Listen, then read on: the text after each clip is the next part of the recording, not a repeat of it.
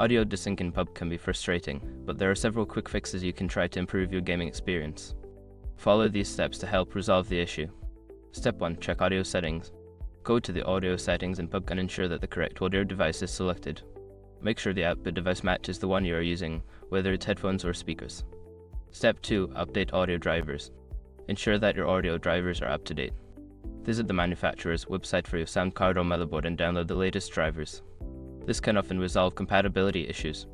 Step 3. Adjust in-game audio settings. Lower the audio quality settings in PUBG. Sometimes high audio settings can cause lag. Try setting the audio quality to medium or low to see if it improves sync. Step 4. Disable background applications. Close any unnecessary applications running in the background that may be using system resources. This can help reduce overall lag and improve audio sync in the game. Step 5. Restart the game. If the audio desync persists, try restarting PUBG. Sometimes a simple restart can refresh the game and resolve temporary issues with audio sync. By following these steps, you should be able to reduce or eliminate audio desync in PUBG. Enjoy your gaming.